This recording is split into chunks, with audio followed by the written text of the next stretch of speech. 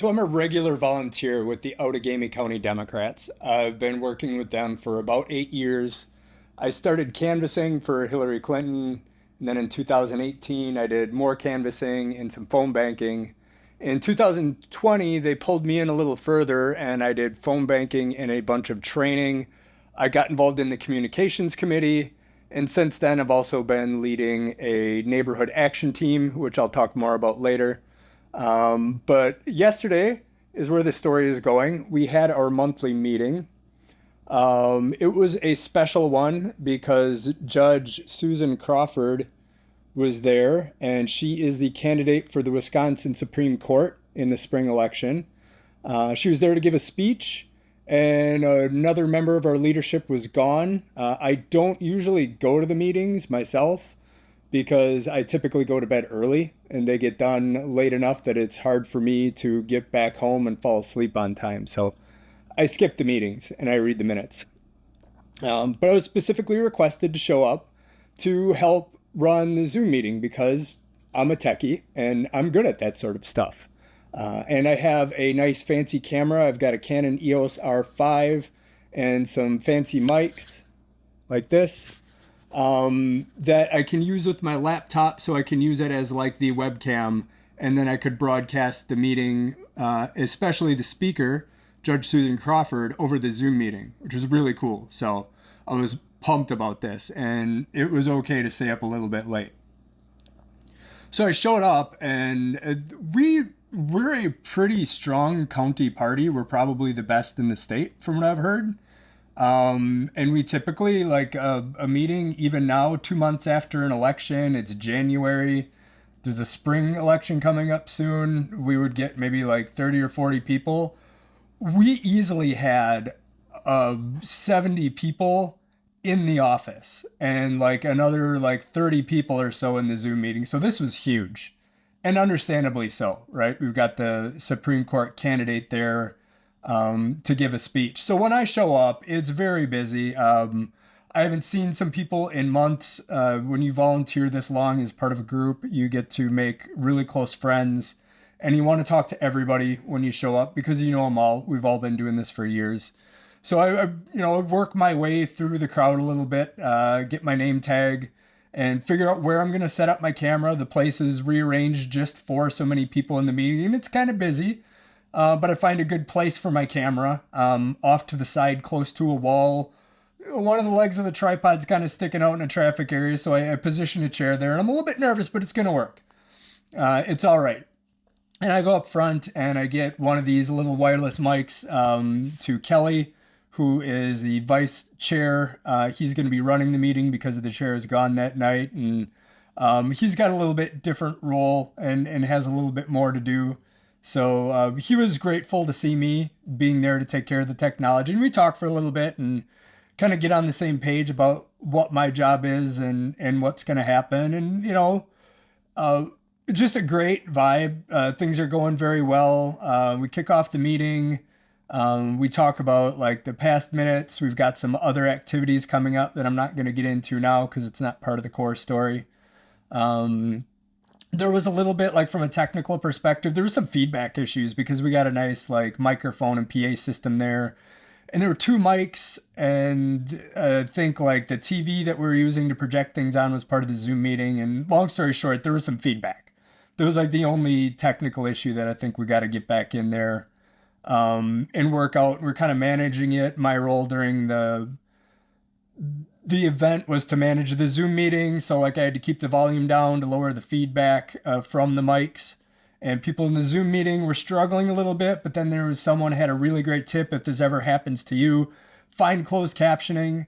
Zoom will close caption that stuff, and you can at least read what's going on if you can't hear what's going on. And that made me feel better. I could pay a little bit more attention to what was going on instead of trying to manage the feedback by managing the mic volume in Zoom and fun stuff like that. So Judge Susan Crawford came up and she's giving her speech. It was the first time. I goofed, man. I wish I would have been like the regular Zoom person and I would have remembered to record it. I could have posted it online, and anyone in Wisconsin that was interested could have heard it. It was a great speech. It was her first time giving it, but you couldn't tell. It was pretty smooth. Everybody loved it. I think there was a lot of good parts, but I'll point out the only negative part, and it wasn't even really like a negative part of the speech. It was just a negative, like, I don't know.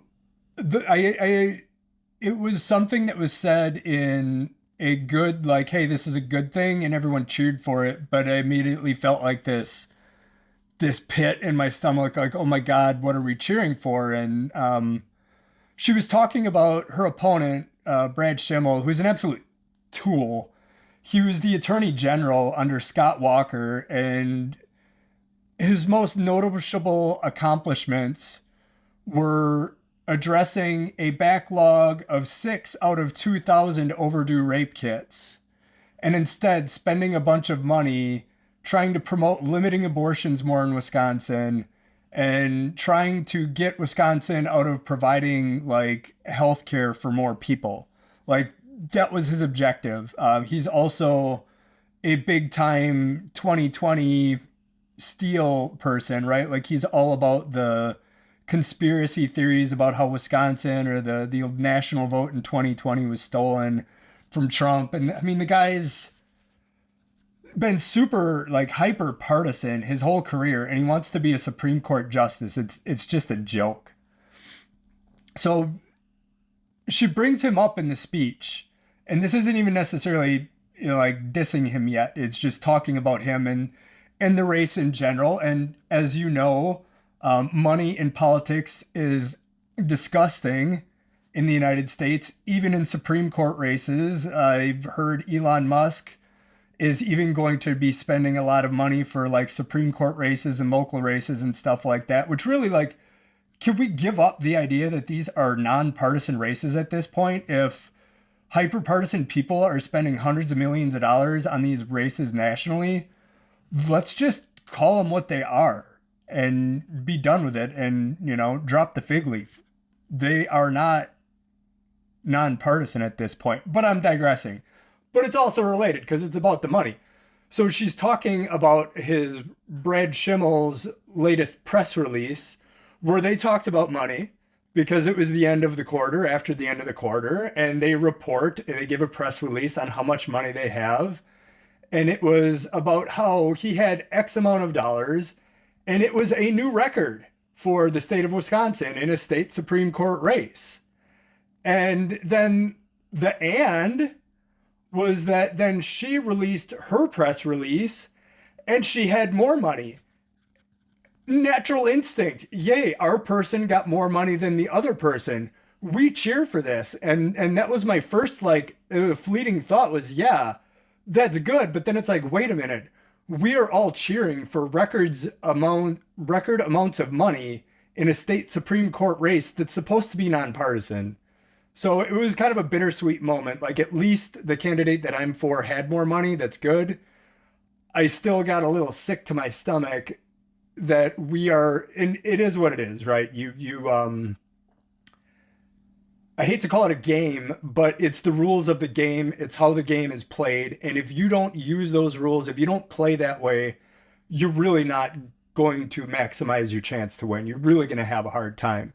But still, to cheer for it without reflecting for a moment how disgusting it was that even a supposedly nonpartisan Supreme Court race had that much money involved. It was kind of a moment to pause, but I got over it because it was the first time I had heard her speak at length.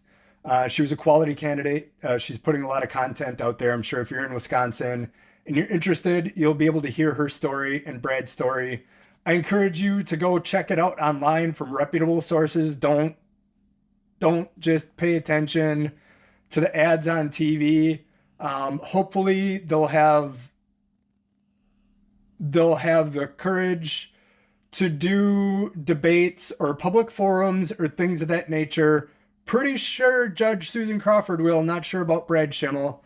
But check that stuff out. Just don't pay attention to what you see on TV. You can't learn much about a candidate in a 30-second soundbite on TV.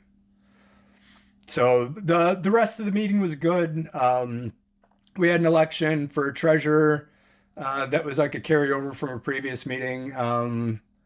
I kind of shot out of there pretty quickly because again, it was a little bit late for me. And overall, I was really jacked to participate in the meeting and in that county party and all the involvement we had in off season, that we had 100 people show up for an event like that. That was pretty special. And I don't really have time right now to get into it because I got to edit the vlog that I want to release tonight or tomorrow morning and get it out. But we'll come back to my whole involvement with the Outagamie Dems at a later time.